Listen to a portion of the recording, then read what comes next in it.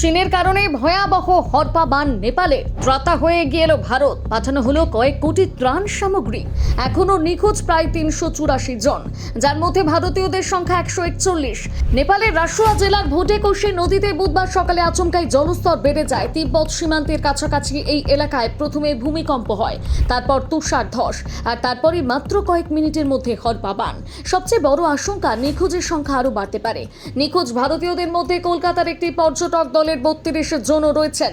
এই বিপর্যয়ের আজ শুধু নেপালের সীমাবদ্ধ নেই, তিব্বতের সীমান্তবর্তী জিরং এলাকাতেও কাদামাটি আর জলের প্রবল স্রোতে ঘরবাড়ি, গাড়ি এবং পরিকাঠামোর ব্যাপক ক্ষয়ক্ষতির খবর এসেছে।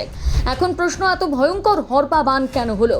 ভূবিজ্ঞানীদের প্রাথমিক অনুমান, তুষার ধসের ফলে নদীর গতিপথ কোথাও আটকে গিয়ে বিপুল জল জমেছিল। পরে সেই বাধা ভেঙে আচমকাই নেমে আসে জল, পাথর আর বরফের স্রোত। পাশাপাশি হিমবাহের হ্রদ ভেঙে যাওয়ার সম্ভাবনা খতিয়ে রাখা হচ্ছে। সবথেকে বড় ব্যাপার, তুষার ধসের কারণে হিমালয় পর্বতের বিভিন্ন অঞ্চলে হিমবাহ ভেঙে হরপা বানের বিপদ সংকেত দেওয়া হয়েছিল 2019 সালের এক গবেষণায়।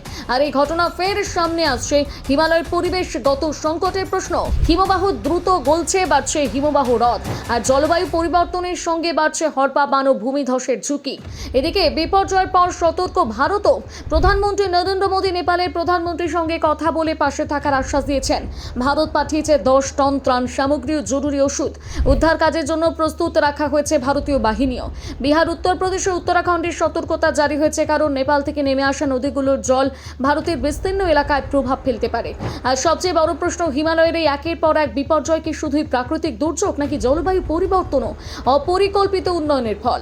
কারণ নেপালে হরপা বান বিপর্যয়ের আবহে চীন অধিকৃত তিব্বতের মানুষ সরোবরের অদূরে আনসি হিমবাহ থেকে উৎপন্ন ইয়ারলুং সংপো নদীর নিম্ন অববাহিকা চীনের বৃহত্তম বাঁধ নির্মাণকে ঘিরে নতুন করে প্রশ্ন উঠেছে।